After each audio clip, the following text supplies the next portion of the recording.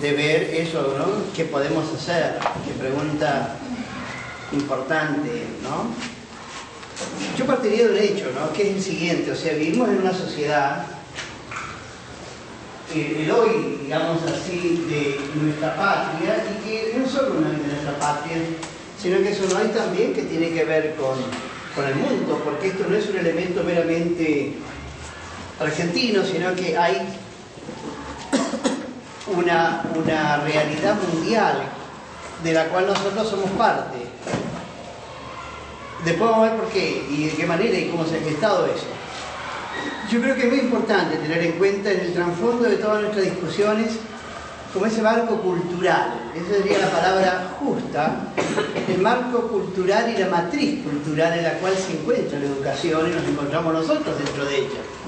Que si no tenemos, yo creo, claro eso, nos va a ser difícil enfrentar cada uno de los múltiples problemas con los cuales nos enfrentamos en nuestra tarea pedagógica. Yo quisiera, me parece a mí, ¿no? Y nos va a ayudar quizás en eso, en descubrir que hay algunas características de nuestro tiempo. En ese sentido, hoy ha salido este tema. Yo diría que la primera característica es que hay enormemente un enorme relativismo, ¿no? Es decir, que lo que antes de alguna manera estaba claro, transparente, firme, hoy en día no lo está. Evidentemente ese relativismo tiene que ver con valores que en la sociedad, llamémosla así, moderna, no posmoderna, sino moderna, eran muy claros. Y creo que ese relativismo hace de que en el fondo se viva una gran subjetividad, que no es una subjetividad, sino que es un subjetivismo. Todos los ismos son negativos. Y en ese subjetivismo nos encontramos todos nosotros. Se encuentran los padres, se encuentran muchos docentes, se encuentran sobre todo los alumnos. Una sociedad del relativismo significa que en el fondo de los fondos lo que pareciera ser claro y transparente no lo es. Es de Benedicto XVI, ustedes conocen perfectamente la expresión de él. Vivimos en una tiranía del relativismo, una tiranía. Tiranía es algo muy fuerte, es una expresión muy violenta, muy fuerte, ¿no? O sea, una tiranía es algo ante lo cual tú no puedes aparentemente rebelarte. Una tiranía es algo despótico. Pareciera ser que ese es el mundo en que vivimos. Ahora, ese hecho de que existe un relativismo acompasado con este subjetivismo hace de que pareciera ser que los parámetros normales hoy en día ya no lo son. Creo que junto con eso vivimos en un mundo muy claramente pluralista, de tal manera que el pluralismo es un segundo elemento de la sociedad en la cual nuestros alumnos y nosotros mismos nos encontramos. Pluralismo. Ya no hay un esquema tradicional, ya no hay una sola forma de ver la realidad, sino que todo es plural, ¿no? Y ese pluralismo hace en el fondo de que lo que uno concebía como algo firme y estable en lo que es la educación, hoy en día no lo es. Todos los esquemas son factibles, todos los modelos, digamos, de alguna manera son aceptables, ¿no?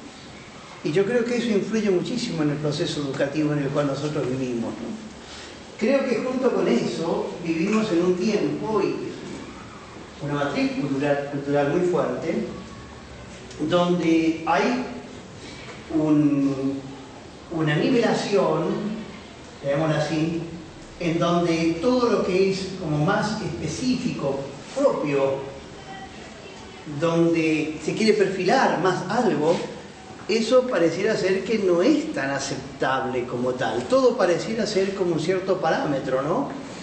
Y lo que podría ser como un esfuerzo, una dedicación seria, una unilateralidad que permite un crecimiento, no está siempre en absoluto bien visto.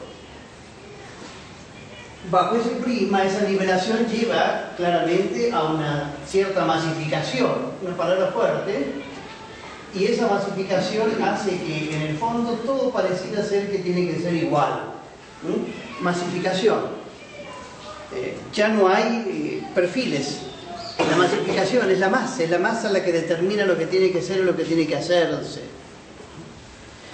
Creo que eso desde un punto de vista meramente naturalista, desde un punto de vista religioso, existe también un secularismo muy acendrado, en donde los valores espirituales, tanto religiosos como espirituales, pareciera ser que están desdibujados, ¿no?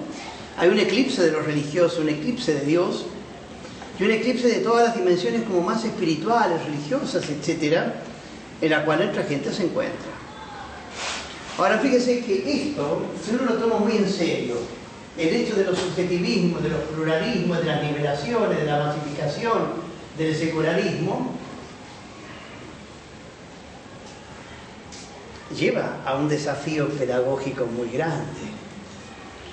Porque 100 años atrás no había un relativismo, había un cierto orden de ser que se respetaba, o por lo menos se lo concebía, aunque no se le viviese, pero por lo menos se lo concebía. Había una cierta pluralidad, pero no pluralismo, en el sentido de que había un cierto como orden valorativo de ser que se respetaba. Los subjetivismos seguían existiendo, pero sin embargo no tenían una vigencia como la que tiene hoy en día. El caso, en fin, que vos mencionás es un caso muy típico de eso, ¿no es cierto?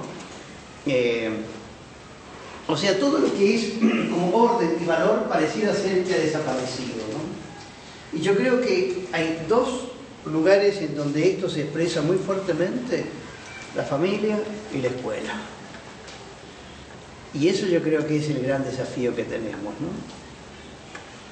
A mí me parece que dentro de esto los obstáculos, la pregunta de los obstáculos, creo que son también factores que han nacido de algo en el cual hoy en día vivimos, en esa matriz psicológica y cultural, que está muy dado por la internet y por los medios y las redes de comunicación. Yo creo que hoy en día no es tanto la familia y la escuela la que educa, sino muchísimo más la internet y las redes de comunicación sociales. Y en esas redes de comunicación social pareciera ser que todo es relativo, todo es plural, todo es liberado, todo es masificación, todo es secularismo, ¿no? Y yo diría que uno de los obstáculos fuertes que hoy en día existe es en la sociedad en que nosotros vivimos el hecho de poder, o sea, obstáculo, la internet no como un factor negativo, la internet, sino la internet mal ubicada, mal aplicada, ¿no? Mala vida, la internet mal utilizada, no sé cómo llamarlo, que hace que muchísimas de las cosas que normalmente antes estaban más pautadas, hoy en día no lo está. Todo es permitido, ¿no? Todo es posible, todo es relativo en ese sentido, ¿no? Creo que eso es uno de los grandes obstáculos que hoy en día existen. Yo creo que hay otros dos obstáculos fuertes hoy en día, que es todo en este mundo en que vivimos una adicción muy fuerte, el alcohol, la droga, que yo no sé en qué medida en los colegios de ustedes está vigente y fuerte, pero que en muchos colegios de Argentina, en grandes ciudades, sin duda muchísimo más que acá, es muy fuerte. O sea, el hecho del alcohol, el hecho de la droga. Y otro campo es todo lo que es el relativismo en el mundo de la sexualidad y de lo que podría llamarse, digamos así, el mundo ordenado de las relaciones interhumanas, varón-mujer, etcétera, ¿no?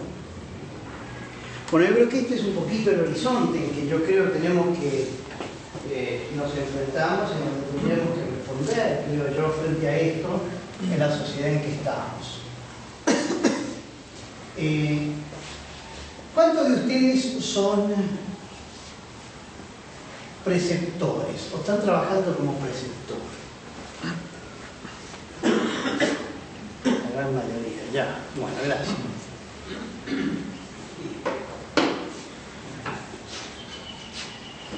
Voy a cambiar un poquito el esquema de lo que pensaba hablarles, ¿puede ser? O sea, yo pensaba hablarles más a fondo de esta matriz psicológica, pero me parece que habiendo tantos preceptores, puede ser interesante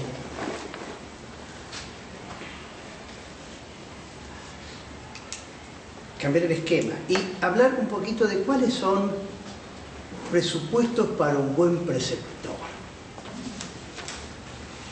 Esto es un curso, por tanto lo que yo voy a hablarles a ustedes en 40 minutos o menos quizás es un resumen subsumido de un montón de aspectos que son fundamentales en el tema este y que si bien vale para los preceptores en primer lugar, vale también para todos nosotros que no lo somos o estamos en el campo de la educación o somos directivos de alguna institución, vale exactamente igual.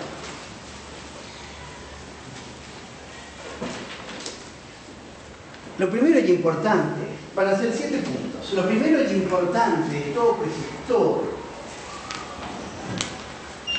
es que el preceptor debe aceptar a los alumnos, a la gente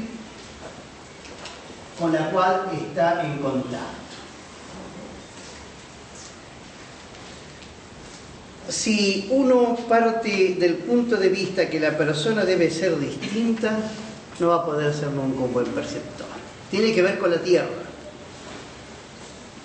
Tiene que ver con el conocimiento de la persona. En ese sentido, el aceptar tiene mucho que ver con conocer las causas que motivan el que una persona actúe así o no. Pero sobre todo la actitud natural de aceptación. Aceptar. En los procesos pedagógicos, el punto de partida no es el cambio, sino la aceptación. Como en todas las cosas de la vida. Ningún proceso terapéutico comienza con la terapia, sino comienza con el diagnóstico, pero sobre todo con la aceptación. Si la persona no se acepta a sí misma, nunca va a cambiar. Si la persona no acepta las realidades concretas que tiene, probablemente nunca va a ser un proceso de cambio. Y para un preceptor, nunca uno va a ser un buen preceptor si en primer lugar no sabe aceptar a las personas como son.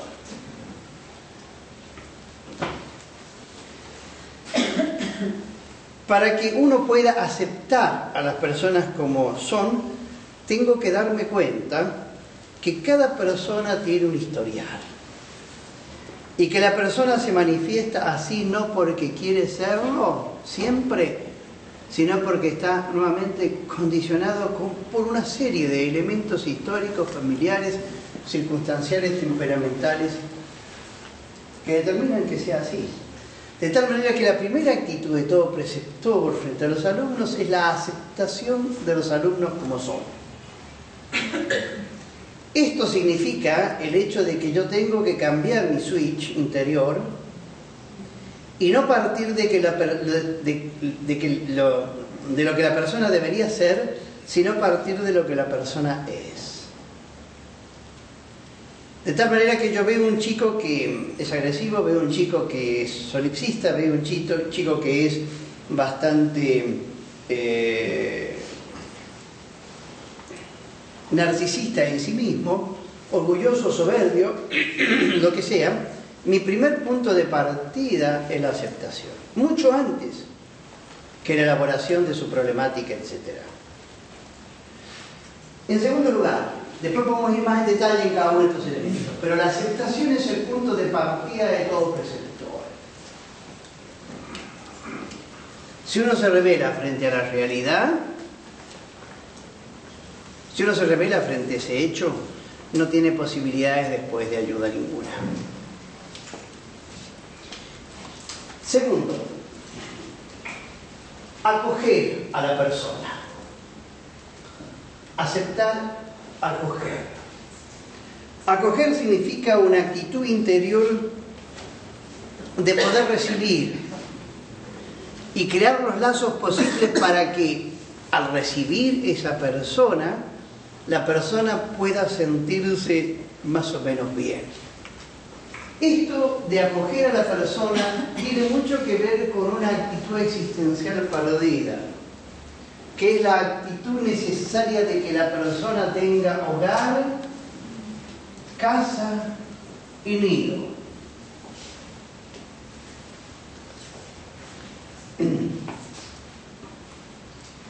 Hoy en día muchísimo más necesario. ¿Por qué? Porque en muchos casos los alumnos que llegan, los chicos que llegan, Pepito, Pepe, Pepón, tienen una relación refractaria con su casa, con su hogar y con su nido. Ya sea porque el papá no está, ausente, ya sea porque la mamá tampoco está porque trabaja mucho, ya sea porque ha sido educado solo y exclusivamente por la abuela, por la tía, por la mucama, o de los 2 años ya empezó a ir a salita de 2, de 3 o de 4. Y por más maravilloso que sea la salita que está, la relación ancestral de la persona, desde niño, desde el primer momento en que uno empieza ya a existir, es la relación con su madre y fundamentalmente la relación con el hogar que la mamá le puede dar ya en su seno materno. Eso hoy en día está increíblemente perdido. Entonces, en el fondo de los fondos, los chicos que tenemos nosotros como preceptores están necesitados de alguien que los recibe y que los acoge. Eso se llama contención en psicología. Ese trabajo de contención tan importante es el punto de partida también del preceptor. Bien entendido, no mal entendido, porque no deben serlo ustedes de ninguna forma, pero bien entendido, es una cierta tarea de paternidad y de maternidad. Ustedes no son padre ni madre de los chicos, pero la tarea de paternidad y de maternidad tiene algo que ver con la tarea de preceptor. Y en el fondo, lo que la persona necesita es, en primerísimo lugar, reconquistar lo que ha perdido, que es sentirse bien con alguien.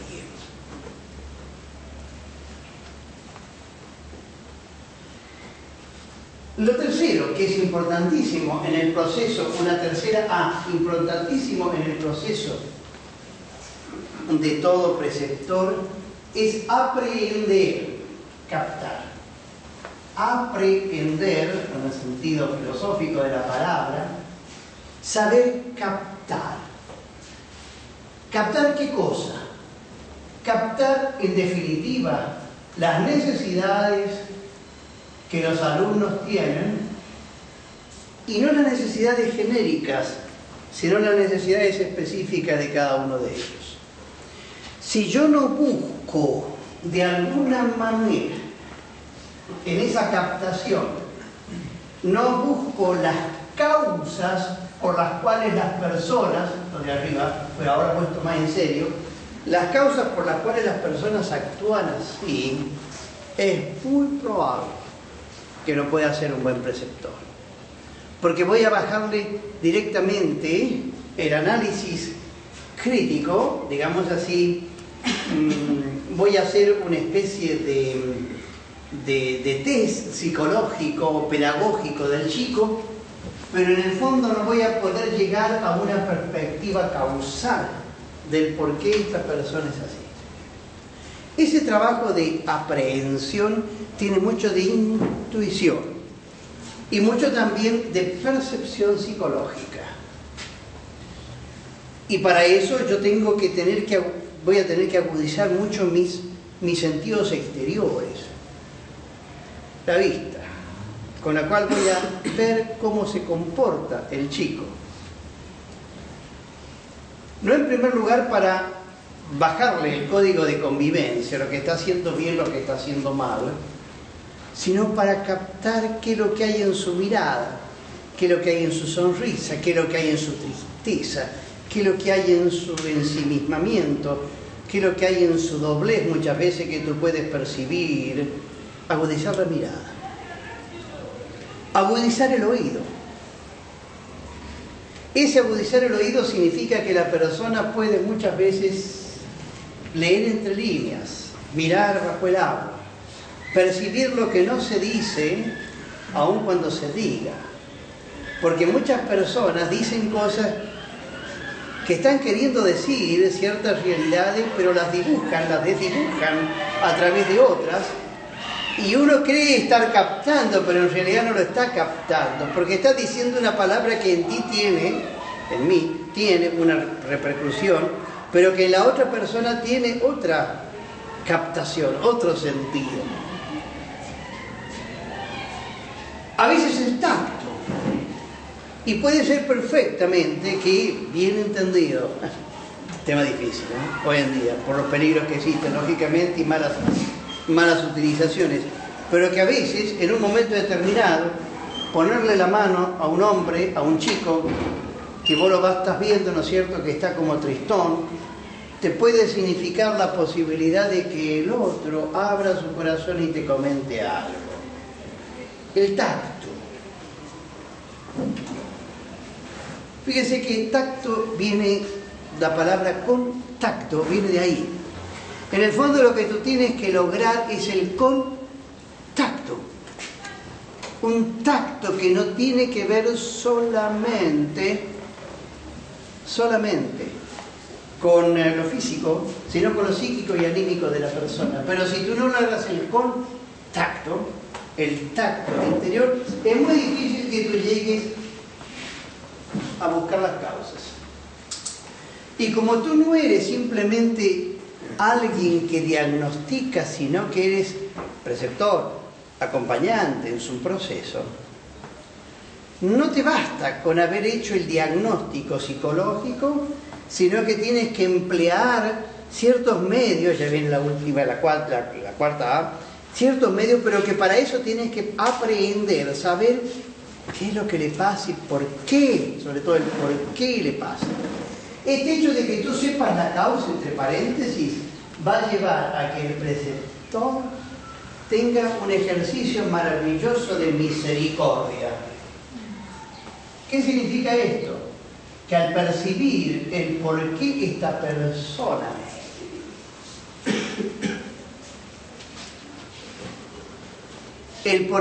persona actúa así, al saber el por qué, quizás vas a ser mucho más misericordioso. ¿Me explico?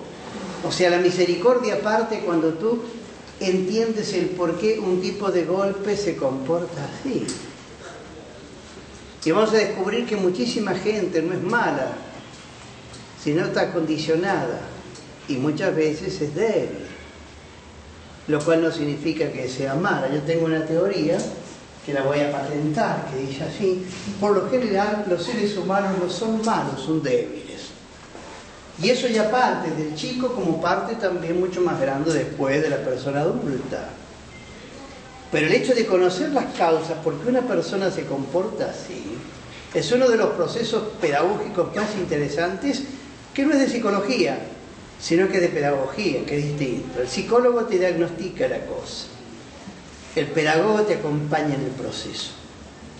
Por supuesto que el psicólogo también acompaña, ¿ok? Y por supuesto que también el pedagogo diagnostica. Pero fundamentalmente el proceso de aprender algo, captar, te lleva a la misericordia.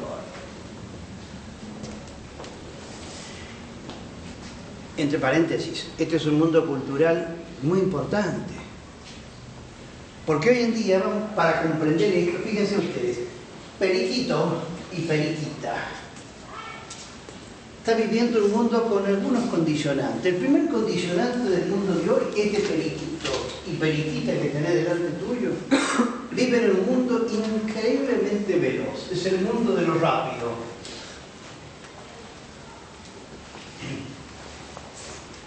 Donde todo tiene que ser ágil. Tiene que haber estado para ayer. Vivimos en el mundo de la velocidad absoluta, vivimos en un mundo terriblemente veloz. La velocidad pareciera ser un componente causal de muchas cosas.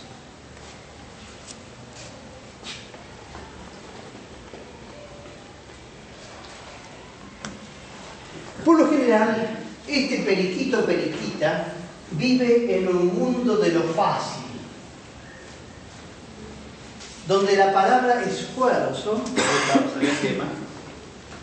es una palabra devaluada. Esfuerzo, lucha, eficiencia, trabajo, son palabras que han perdido su vigencia. El tipo vive en un mundo de lo fácil y llega al colegio en un mundo de lo fácil.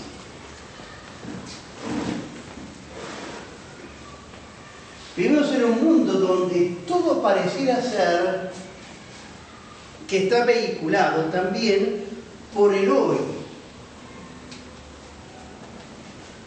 donde la tradición no juega un rol importante. Vivimos en un mundo donde la tradición y la historia son cosas dinosauricas, son piezas de museo.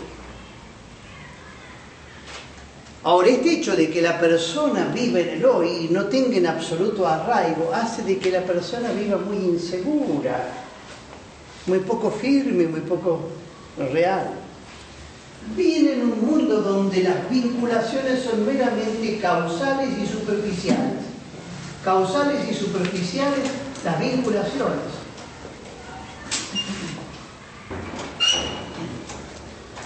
Increíble, cuando uno lo toma en serio lo que significa un mundo donde las vinculaciones están hechas por Facebook, por tweets, están hechas simplemente por dibujos, hace de que en el fondo de la persona, en lo íntimo de su ser, no tenga nadie a quien en serio querer, ni es querida. Un mundo, ese es el mundo concreto, con todas las cosas interesantes que este mundo también tiene, es un mundo de la multiplicidad, de lo múltiple. ¿Qué tenía que ser? No sé si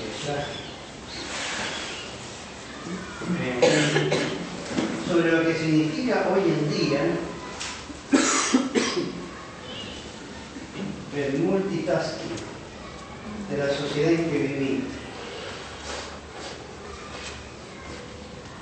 Multitasking, o sea, la multitud, tocar muchísimas cosas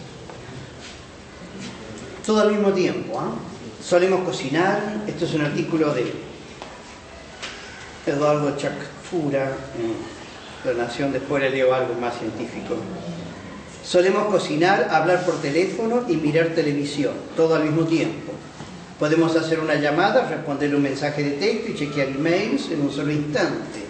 Así como leer y escuchar música con la televisión encendida, sin volumen, pero atentos a lo que puede pasar.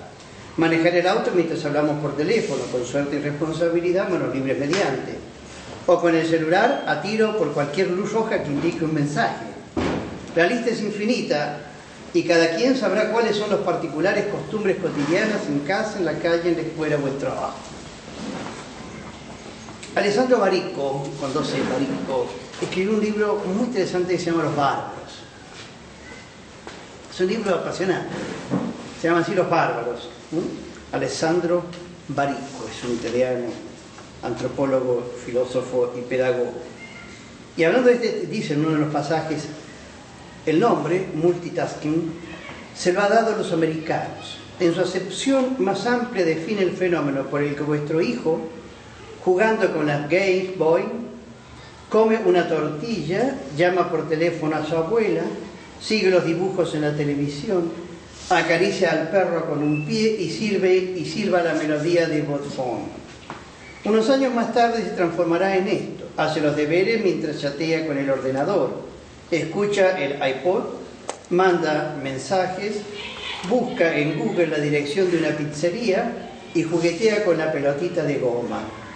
Las universidades americanas están llenas de investigadores dedicados a intentar comprender si se trata de genios o de idiotas que se están quemando el cerebro. Todavía no han llegado a una respuesta concreta. Pero ese es el mundo de la multiplicidad. Fíjese que el mundo de lo, no solo de lo fácil y de lo muy rápido, pero todo tiene que ser agradable, todo tiene que ser... Está comprobado que la atención de un chico normalmente es de 18 minutos. Entonces, después de 18 minutos, salvo que vos seas medio un genio y tenga pantallas interactivas que hoy en día se utilizan en algunas universidades y también en colegios, en donde de golpe estás hablando de los ríos de España y en un momento determinado apretás una tecla y empezás a navegar con la gente en la pantalla interactiva y del otro lado ves otro río y etcétera. Salvo de eso, no hay posibilidad de que los chicos no se aburran. Y pareciera ser que la palabra aburrimiento es en pedagogía una pésima palabra. Pero no es así, nada más que vivimos en un mundo en donde todo esto se da. Esto significa aprender. Ahora, claro, tomás una persona que llega con estos elementos y descubrís el por qué muchos de estos chicos actúan de esa forma. Sobre todo el elemento central de la falta de un vínculo real que les da sentido a la vida. El cuarto punto de esto es propiamente el ayudar. Fíjense que el ayudar viene en cuarto lugar. No es lo primero, de tal manera que el preceptor lo primero que tiene que hacer no es ayudar, sino lo primero que tiene que hacer es aceptar, acoger, aprender y recién después empieza su tarea de ayuda. Ahora esto pasa en los colegios, también los directivos. Los directivos frente a los docentes, si no tienen este proceso, probablemente nunca van a ser buenos directivos. Pero bueno, eso lo dejamos después. Esa ayuda es una ayuda que tiene varios fenómenos. El primero de esos fenómenos fundamentales para que esa ayuda se pueda dar es, de alguna manera, hacer un contrato con el alumno. El contrato es un elemento maduro de persona adulta, en donde lo importante no es lo que tú le puedas decir, sino lo que él quiere hacer. De tal manera que el contrato es lo que él quiere hacer en su proceso personal. Ese contrato exige para el docente una enorme capacidad de diálogo y para el preceptor más todavía. Es decir, que no hay normas, no hay órdenes, no hay leyes, sino que hay diálogo y en virtud de ese diálogo vas estableciendo contrato con el alumno. El contrato significa siempre una relación interpersonal en donde yo asumo ciertos derechos y deberes y tú asumes ciertos derechos y deberes. Y se genera a través de una pregunta muy sencilla que es: ¿qué quieres hacer? ¿Por qué lo quieres hacer? ¿Cómo lo quieres hacer?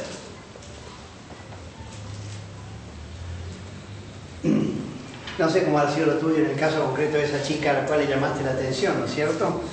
Porque estaba mal sentada. Pero fíjate que es un caso paradigmático, porque normalmente uno hace eso, y eso es lo que debería hacer uno. En un proceso moderno, del hombre moderno, del joven moderno, de la periquita moderna, quizás, si tú hubiera tenido tiempo, hubiera tenido posibilidades, es interesante acercarse a la periquita y decirle: periquita,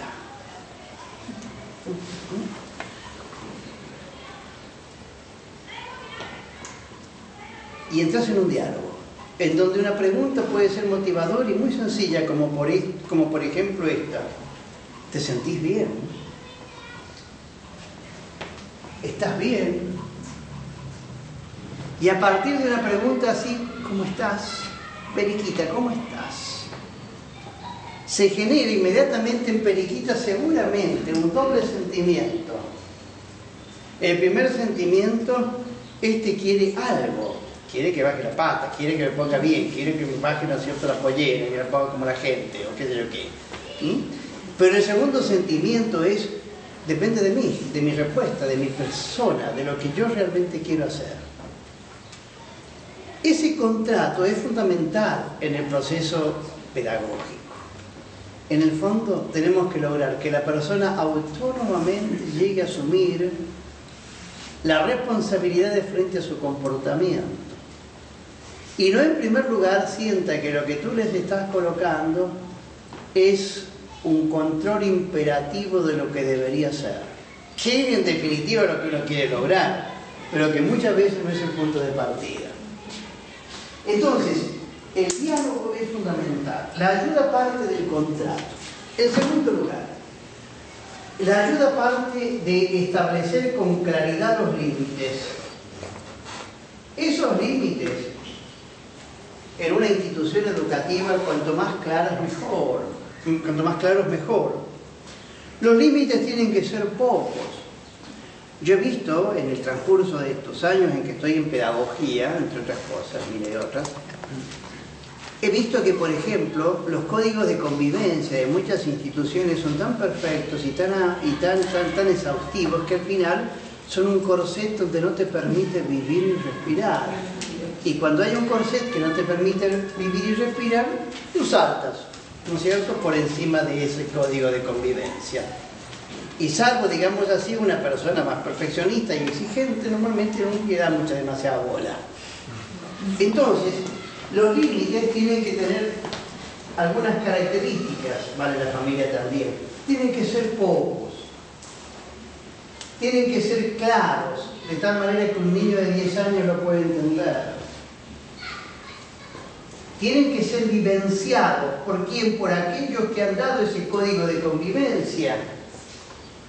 De tal manera que si no son vivenciados, los códigos de convivencia, mejor dicho, los límites, no sirven demasiado. Tienen que mostrar también las consecuencias lógicas. Las consecuencias lógicas significan aquellas cosas que la persona debe asumir si no lo cumple. Pero eso tiene que estar establecido de antemano. Pocos,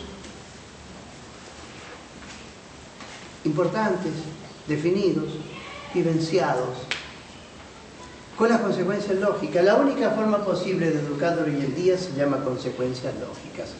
Saber de que si el tipo copia, saber de que si él no estudia, lo que usted mencionaba frente al hijo, ¿no es cierto?, o a la hija, si no lleva la tarea, bueno, tiene que asumir las consecuencias lógicas. Hay una diferencia muy grande entre punir a una persona y dejar que la persona asuma sus consecuencias lógicas. La punición siempre es una cosa que viene de afuera. Las consecuencias lógicas siempre es algo que nace de adentro. Los castigos son cosas que vienen como impuestas. Las consecuencias lógicas son cosas que yo me impongo. Las puniciones son realidades que vienen porque alguien me está controlando y exigiendo. Las consecuencias lógicas son cosas que yo mismo defino en mi comportamiento y en mi accionar. Pero para eso tiene que haber límites claros, focos, claros, vivenciados, y hasta las últimas consecuencias, si no es un juego, y hasta las últimas consecuencias. Pero mucho más que los límites, o junto con los límites, mejor dicho, tienen que haber también los premios, es decir, todo lo que en un sentido pleno de la palabra son los beneficios que la persona tiene, en este caso el alumno, si se comporta como la gente y hace bien sus cosas, si cumple su contrato. Los premios. El premio es un estímulo. Y muchos de los colegios no saben bien cómo trabajar con los premios. A veces un buen premio puede ser una charla con alguno de los chicos. A veces un buen premio puede ser perfectamente el hecho de que, arreglado esto con la institución y la dirección concreta, los directivos concretos, el hecho de que aquellos que de alguna manera tuvieron un comportamiento bueno, ejemplar, tengan la posibilidad de ir juntos a ver una película. El hecho perfectamente puede ser un buen premio si una clase se comporta bien, por ejemplo, el que tengan una hora en donde pueden, por ejemplo, intercambiar sobre ciertas cosas que van más allá a las materias concretas que uno tiene. Hay muchos colegios que han establecido no solo un código de límites, sino un código de premios. Pero no importa, el preceptor puede ir armando, de acuerdo al contacto y a la situación concreta de cada colegio distinto, uno de otro, un código también de premios. Y ese código de premios ayuda a que el preceptor pueda entrar en ese contacto directo. Por lo general, la ayuda significa responder en última instancia a necesidades que la persona tiene. Hay tres necesidades existenciales. La primera necesidad se llama seguridad. Alguien que me regale seguridad.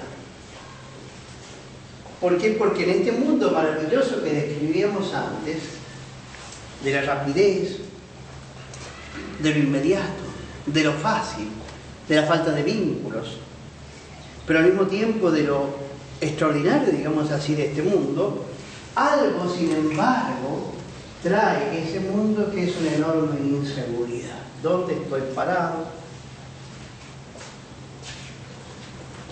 ¿Quién me protege? ¿Quién me ampara? ¿Quién me da estabilidad? Y si el preceptor regala seguridad, firmeza, aplomo, entonces le está regalando inconscientemente y conscientemente al alumno algo que el alumno le falta. Segunda necesidad que todos nosotros tenemos en la vida se llama la novedad. En virtud de la novedad nosotros empezamos todos los días nuestra vida. En virtud de la novedad vemos una película, leemos el diario, vamos a la televisión. En virtud de la novedad yo empiezo a curiosear la historia. Es el niño que empieza a indagar qué pasa con el mundo gateando. Pepito que gatea y empieza a dar vueltas por ahí. ¿Qué está haciendo Pepito? Lo que está haciendo en última instancia es tratando de descubrir la existencia del mundo, qué hay más allá de mi pieza o de mi casa. La novedad. Qué interesante cuando un preceptor sabe de alguna manera, y ahí viene la creatividad que mencionamos antes, generar esta situación concreta, maravillosa, de darse cuenta que hay muchas cosas novedosas en la vida que no son simplemente el sexo, la droga, el alcohol y la joda. Si puede descubrir en los chicos horizontes de novedad que van más allá a lo meramente estipulado por la sociedad consumista, masificada, pluralista en que vivimos. Hay una tercera necesidad, la más importante, porque hay personas que tienen seguridad y tienen novedad, pero que sin embargo no son felices. ¿Por qué? Porque le falta lo tercero, que es el sentido de la vida. Y creo que aquí entran los preceptores a jugar un rol importantísimo, que es darle a los chicos un sentido a la vida. El sentido de la vida. El sentido de la vida está siempre ligado al amor. El sentido de la vida nunca está relacionado a la autorrealización. La autorrealización no regala sentido de vivir. Solo tiene la vida sentido cuando hay alguien a quien uno puede querer y es querido por él. Nadie se suicida si hay alguien que te está esperando. Historia maravillosa, ¿no es cierto?, de Saint-Exupéry, Vuelo Nocturno, Tierra de Hombre, se llama en francés, Terre d'Homme. Cuando el librito ese es tan sencillo, ¿no?, que es muy lindo para trabajarlo con los chicos, ¿sabes?, que se llama Terre d'Homme, en castellano, que es Vuelo Nocturno, que cuenta, ¿no?, como Saint-Exupéry se cae en los Andes, parecido a la película Viven, ¿no?, a la experiencia esa. Bueno, él lo cuenta en su libro, y después de 3 días, lo buscan, lo dan por perdido. Al cuarto día aparece en un destacamento policial chileno, y la gente se reúne y le dice: ¿cómo hiciste? ¿Cómo hiciste para sobrevivir? Y él dice, lo dice en el libro: el pensamiento, hay alguien que me espera y cree que estoy vivo, me ayudó a seguir caminando.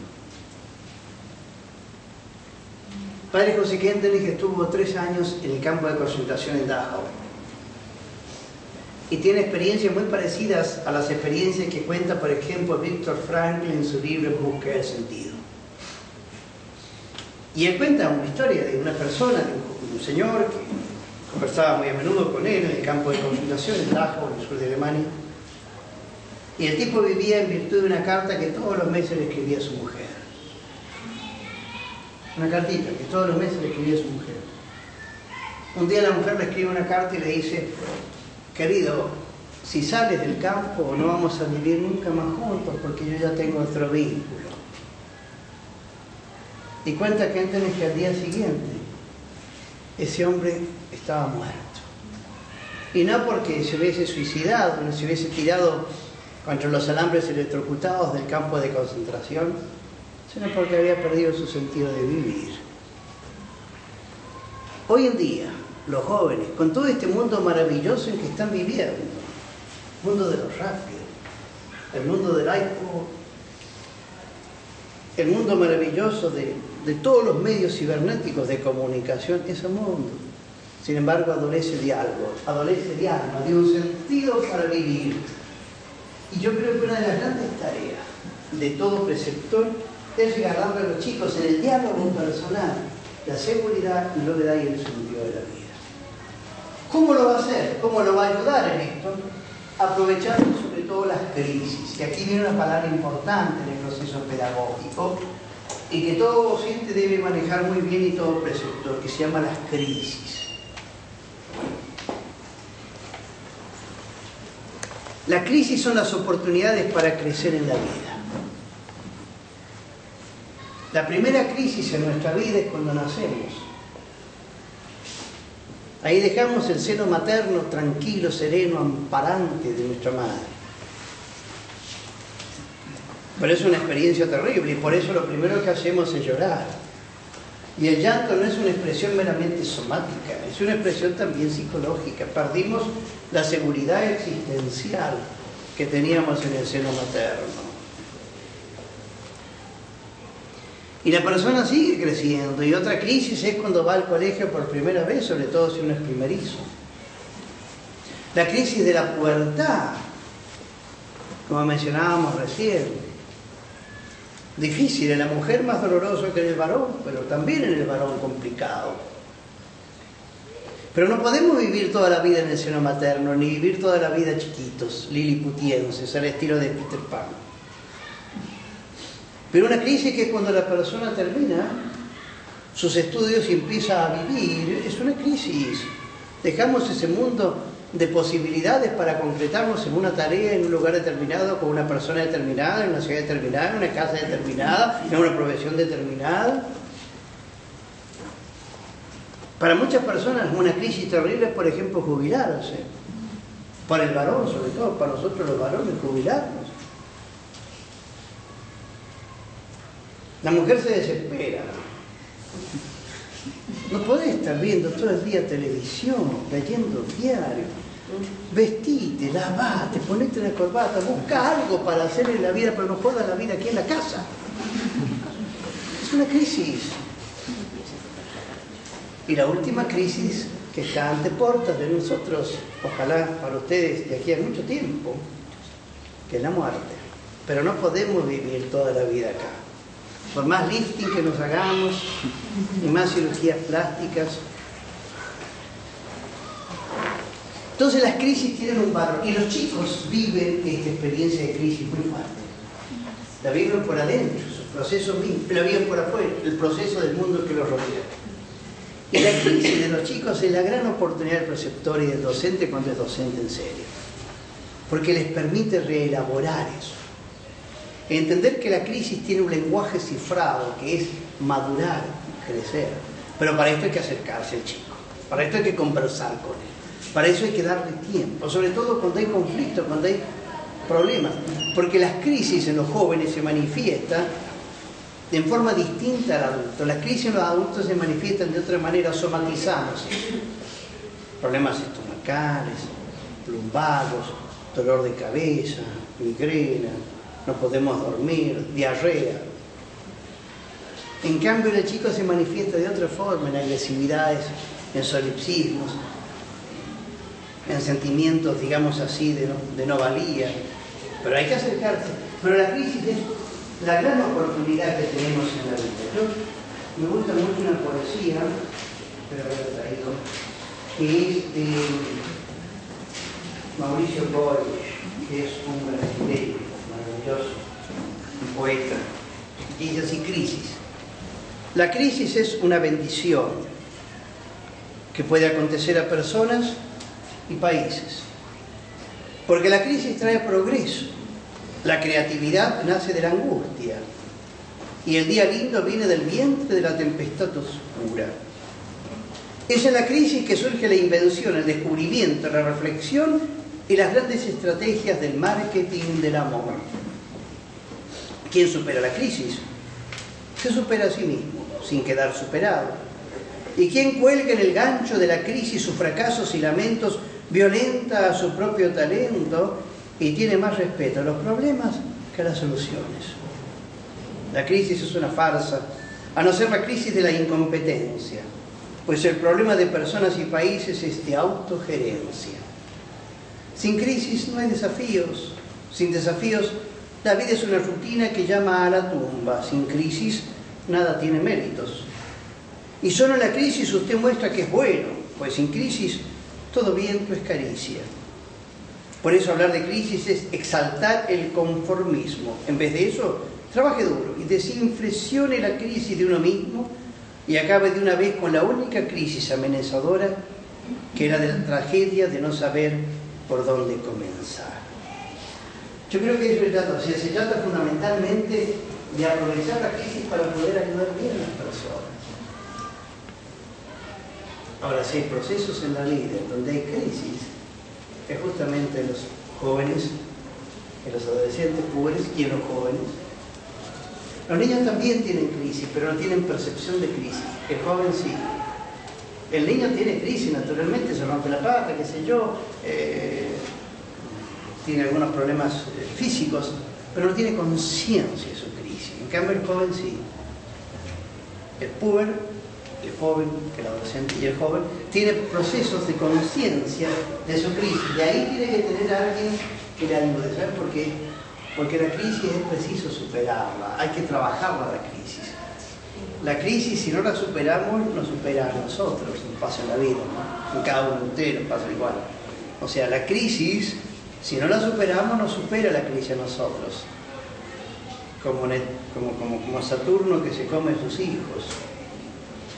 En cambio, si lo aprovechamos bien, se transforma en trampolín y la persona puede crecer.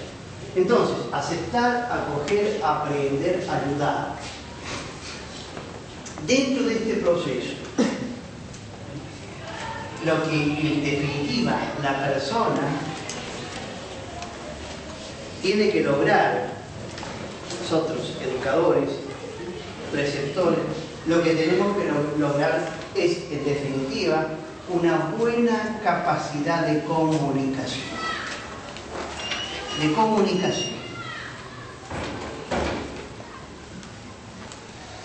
Y la comunicación tiene niveles. Hay un libro muy interesante, un amigo mío que se llama Juan Pablo Berra, que se llama Los 7 niveles de la comunicación. Es un libro estupendo, Pablo Berra. Normalmente los jóvenes tienen diversos niveles de comunicación. ¿Qué tal? ¿Cómo estás? Bien, muy bien. Primer nivel de comunicación. ¿Cómo te va yendo en el colegio? Más o menos. Es algo más profundo que simplemente cómo estás. Hay un tercer nivel de comunicación. ¿Por qué estás triste? Te veo triste. ¿Estás triste? Es un tercer nivel de comunicación. Hay un cuarto nivel de comunicación que te hace feliz en la vida. ¿Qué te hace feliz? ¿Qué te ayuda? ¿Qué precisas? ¿Qué necesitas? Puedes contar conmigo. ¿En qué puedo darte una mano? Ya estamos a otro nivel de comunicación. Si no entramos a niveles más profundos de comunicación y nos quedamos solamente en la epidermis del tema, probablemente nunca vamos a ser buenos preceptores. Para esto tenemos que entender que nuestra tarea es una vocación. Y así como la docencia, la maternidad, la paternidad también, el acompañamiento de personas es una vocación. Y para eso es bueno cada vez que yo llego al colegio dejar de lado todo lo que me preocupa para concentrarme en las personas a quienes sirvo. Porque si llegamos al colegio con todas las crisis, problemas, dificultades que tenemos en nuestra vida personal, es muy probable que no podamos ayudar en serio a los chicos a los cuales nosotros como preceptores tenemos que tenderles una mano. El carpintero que había contratado para ayudarme a reparar una vieja granja acababa de finalizar un duro primer día de trabajo. Su cortadora eléctrica se dañó y le hizo perder una hora de trabajo, y ahora su antiguo camión se niega a arrancar. Mientras lo llevaba a su casa se sentó en silencio. Una vez que llegamos me invitó a conocer su familia. Mientras nos dirigíamos a la puerta se detuvo brevemente frente a un pequeño árbol tocando las puntas de las ramas con ambas manos. Cuando se abrió la puerta ocurrió una sorprendente transformación. Su bronceada cara estaba plena de sonrisa. Abrazó a sus dos pequeños hijos y le dio un beso a su esposa. Posteriormente me acompañó hasta el auto. Cuando pasamos cerca del árbol sentí curiosidad y le pregunté acerca de lo que había visto hacer un rato antes. «Oh, ese es mi árbol de problemas», contestó. «Sí que no puedo evitar tener problemas en el trabajo, pero una cosa es segura, los problemas no pertenecen a la casa, ni a mi esposa, ni a mis hijos. Así que simplemente los cuelgo en el árbol cada noche cuando llego a casa. Luego a la mañana los recojo otra vez. Lo divertido es», me dijo, «que cuando salgo en la mañana a recogerlos, no hay tantos como los que recuerdo haber colgado la noche anterior». Yo creo que nuestra tarea es eso, ¿no? Precisamos, antes de llegar al colegio, colgar en el árbol del colegio, digamos así, nuestras preocupaciones caseras. Evidentemente, cuando salimos de la tarea, colgamos en el árbol también las tareas del colegio y nos dedicamos a nuestra familia, a nuestras tareas, a lo que estamos haciendo. Eso es vocación, llamado. Pero fíjense qué cosa más bonita. Yo soy convencido de que los preceptores son los que más tiempo tienen en el colegio con los chicos. También conversamos con el padre Leonardo, que también otras personas que conocen mucho a los chicos son, por ejemplo, los porteros. Los porteros conocen a los chicos por su nombre, conocen a los papás de los chicos, cosa que nosotros, docentes, muchas veces no conocemos. Conocemos al papá, conocemos a la mamá, son los papás que nos traen, son las mamás que los buscan. Pero los preceptores son los que más tiempo tienen y por tanto pueden tener esta comunicación que genere esta accesis personal de ellos que les permite cada vez más seguir creciendo. Por eso creo que es una tarea muy linda esta que ustedes tienen. No es nada fácil, ¿no? Sobre todo nada fácil por esto que mencionábamos del tiempo en que estamos viviendo, ¿no? Hay que trabajar el tiempo en que estamos viviendo. Vivimos en un tiempo de mucha velocidad, de mucho nerviosismo, de muchas cosas superficiales, de que todo tiene que estar hecho. Vivimos en un tiempo, digamos así, donde la tradición nuevamente es cosa de la historia, donde las personas no tienen esos valores que antes tenían, donde todo pareciera ser absolutamente relativo y subjetivo, esto que mencionábamos antes. Esto hay que tenerlo uno, pero para eso hay que tener de alguna manera resuelto el problema uno mismo. Por eso no hay preceptor que pueda educar que primero no se eduque a sí mismo. No hay directivo que pueda ser un buen directivo que no se eduque primero a sí mismo. Por eso, en última instancia, la educación es un proceso de autogestión. Yo tengo que educarme a mí mismo para poder educar a los otros. Tengo que mantenerme en mí mismo para poder mantener a los otros. Tengo que tener una certeza interior para poder regalar certeza. Para aquellos que tenemos fe, podemos percibir que esta tarea maravillosa no solo la estamos nosotros, sino que ya la transparencia total y en definitiva la ayuda última. Qué bueno, cuando el preceptor no solo se maneja por sus propios criterios y aprende algo de estas técnicas, sino sobre todo apela a la fuerza de lo alto que le permite ser realmente un espejo verdadero del único que en realidad educa en nuestra vida, a quien aquellos que tenemos fe llamamos Dios. Bueno, entonces que con esto podemos ya terminar, porque estamos casi a la horita, ¿no es cierto?, de ustedes. Nos ha quedado pendiente un tema que es un poquito como más trabajar esta matriz psicológica de la Argentina de hoy, esto del género, el mundo concreto de la biogenética, la defensa de la vida, la problemática, que son problemas, pero en el fondo creo que esto es mucho más interesante y nos puede servir más en el contexto concreto en que nos encontramos.